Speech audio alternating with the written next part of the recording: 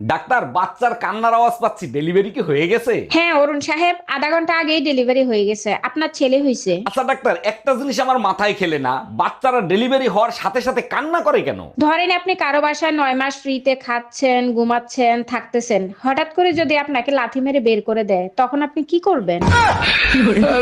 সত্যি করে বলেন তো, আপনি কি ডাক্তার নাকি হাতুড়ে ডাক্তার? আরে অরুণ সাহেব, এত রাগ করছেন কেন? কি হয়েছে আমারে খুলে বলেন। পোকায় খাইছে উপরের দাঁত, আপনি নিচের দাঁত তুলে ফেলাইছেন কেন? পোকায় নিচের দাঁতে দাঁড়ায় উপরের দাঁত খাচ্ছিল, এখন আর দাঁড়াতেও পারবে না, খাইতেও পারবে না।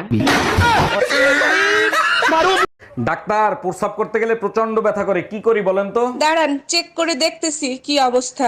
সর্বনাশ, মেশিন খারাপ হয়ে গেছে। বলেন কি? আমি তো এখনো তো বিয়েই করি নাই। আরে আপনার মেশিন না, আমার চেক করা মেশিন। যদি তোমার প্রমোশন হয় তাহলে আমাকে কিন্তু সিঙ্গাপুর নিয়ে যাবে। সিঙ্গাপুর না, আজিমপুর। তখন দুইটারে একলগে আমি আজিমপুর পাঠায় দিব। এই তাড়াতাড়ি পালাও, আমার বর এসে গেছে। তাড়াতাড়ি পালাও, আমার বর এসে গেছে। 1 মিনিট, তোমার বর তো আমি, তুমি আমাকেই পালাতে বলছো কেন? আচ্ছা, তুই যদি আমারই বর হোস্টেলে পালাচ্ছিলি কেন, বাজে ছেলে একটা?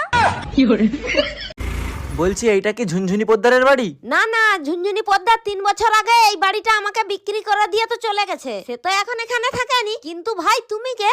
ঝুনঝুনি পোদ্দারের নামে একটা পার্সেল ছিল, পার্সেল দিতে আসছি আমি। আসলে আমার নামে ঝুনঝুনি পোদ্দার। আসলে আমি ভাবছিলাম তুমি কিস্তিওয়ালা, লোনের টাকা আনতে আসছো। আজ 5 বছর পর আমার স্বামী বিদেশ থেকে ঘরে ফিরবে। লালি! আরে লালি, চোখ বেঁধে রেখেছো কেন? তুমি যেদিন থেকে বাইরে গেছো আমি সেদিন থেকেই চোখ বন্ধ করে রেখেছি। তার মানে 5 বছর চোখ বন্ধ করে রেখেছো? কিন্তু কেন লালি? স্ত্রীর চোখ শুধু স্বামীকেই দেখার জন্য, এই চোখ দিয়ে অন্য পুরুষকে দেখাটা যে পাপ। আরে পাগলি, স্বামীকে যদি মন থেকে ভালোবাসো, অন্য পুরুষকে দেখলেই বাকি। না, অন্য পুরুষকে দেখলে আমার সারা গাহক পা কিরম একটা হয়। লালি, তুমি না সাক্ষাৎ সতী। চলো না একটু ঘরের ভেতরে। আস্তে টেনো না, পেটে বাচ্চা। কি করে? কে? আমি তো 5 বছর বাইরে ছিলাম। বলতে পারবো না গো, আমি তো চোখে দেখি না।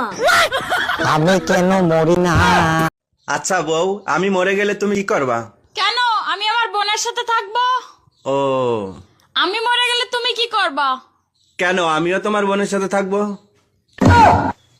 হ্যাঁ, আমি বাপের বাড়ি যাব, টাকা দাও। আমার টাকায় কামড়ায় না, বাপের বাড়ি যাওয়া লাগবে না, ঘরে থাকো। তাহলে এক কাজ করো, 2 কেজি ঘি, 5 কেজি চিনি, 10 কেজি দুধ, 10 কেজি গোশ, 5টা ইলিশ মাছ নিয়ে আসো। এইগুলো দিয়ে কি আমার 40 করবা নাকি? আমাকে তোর বাপের বাড়ি যেতে দিবা না, তাই বাপের বাড়ির সবাইকে এখানে আসতে বলছি। हम इसका पति है, हमको सिर्फ फांसी। এই কই তুমি, পানি গরম করছো? গোসল করতে যাবো। সকাল থেকে কারেন্ট নাই, গ্যাস নাই, কেমনে পানি গরম করব? আচ্ছা থাক, দরকার নাই, আজকে ঠান্ডা পানি দিয়েই গোসল করি। তুমি এক কাজ করো, পানিতে গরম মশলা মিলাও, তাইলে পানি গরম হয়ে যাবে। हम इसका पति है, हमको सिर्फ फांसी का सजा चाहिए। আরে ভাবি, শুনলাম ভাই নাকি আপনার হাত কেটে ফেলাইছে। আর ভাই বলেন না, আমারে পাগলের মতন ভালোবাসে, তাই হাত কেটে ফেলাইছে। পাগলের মতো ভালোবাসে ঠিক আছে, তার নিজের হাত সে নিজে কাটবে, আপনার হাত কেন কাটলো? আরে ভাই এতটাও পাগল না যে নিজের হাত নিজে কাটবে।